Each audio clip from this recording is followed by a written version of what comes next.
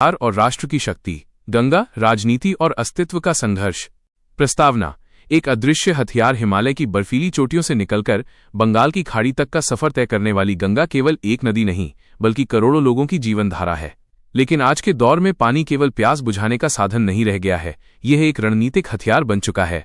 भारत और बांग्लादेश के बीच बहने वाली ये धारा अब कूटनीति के ऐसे चौराहे पर खड़ी है, जहां एक छोटा सा फैसला पूरे दक्षिण एशिया का नक्शा और भविष्य बदल सकता है।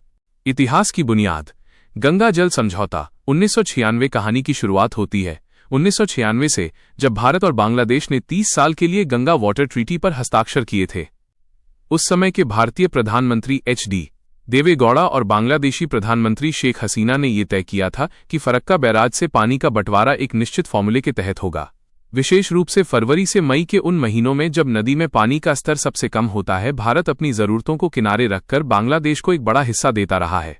लेकिन यहां एक गहरा सवाल खड़ा होता है, क्या यह समझौता भारत के अपने हितों की कीमत पर किया गया था?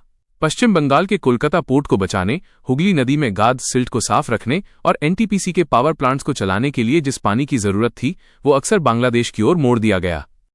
बदलते हालात और बांग्लादेश का भारत विरोधी रुख समय बदला और बांग्लादेश की राजनीति ने भी करवट ली। जिस देश की नींव में भारत का योगदान था, वहीं से भारत विरोधी स्वर उठने लगे।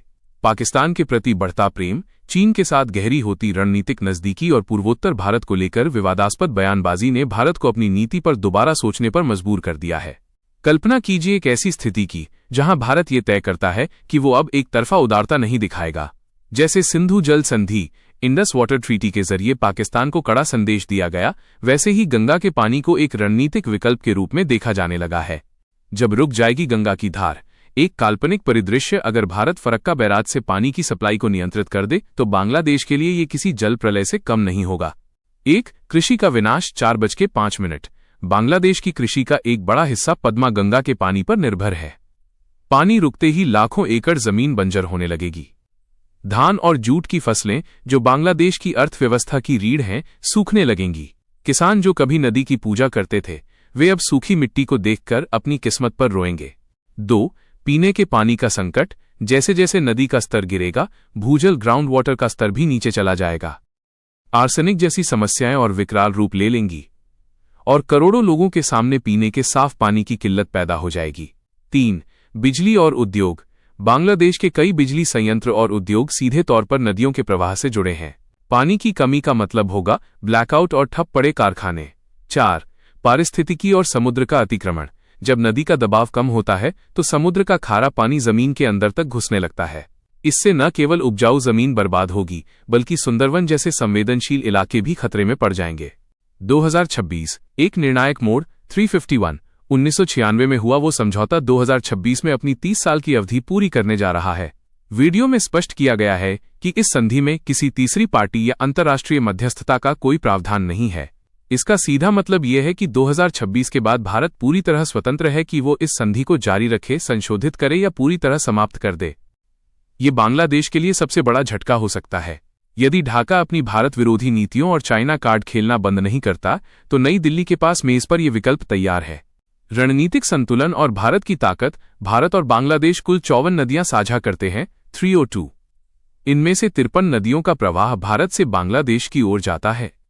भारत हमेशा दाता की भूमिका में रहा है, लेकिन कूटनीति का नियम है कि सम्मान हमेशा बराबरी वालों में होता है और सुरक्षा हमेशा शक्ति से आती है। अगर बांग्लादेश अपनी सुरक्षा और स्थिरता के लिए भारत पर निर्भर है, तो उसे भारत की सुरक्षा चिंताओं का भी सम्मान करना होगा। गंगा का पानी रोकना कोई धमकी नहीं, बल्कि एक कानूनी और रणनीतिक विकल्प है, जिसे भारत अपनी राष्ट्रीय सुरक्षा के लिए इस्तेमाल कर सकता है। निष्कर्ष: सहयोग या संघर्ष? यह कहानी केवल पानी की नहीं, बल्कि आत्मसम्मान और राष्ट्रीय हितों की है। गंगा की लहरें आज बांग्लादेश से सवाल पूछ रही हैं, क्या वो भारत के साथ मित्रता और सहयोग का रास्ता चुनेगा या फिर विरोध की राजनीति करके अपने ही अस्तित्व को खतरे में डालेगा? 2026 करीब है। भारत की तैयारी पूरी है।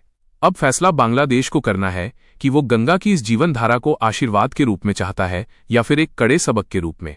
अंतिम विचार: प्रकृति ने नदियां सबको दी हैं, लेकिन जब राजनीति प्रकृति के नियमों के खिलाफ जाने लगे, तो भूगोल को इतिहास बदलने के लिए इस्तेमाल करना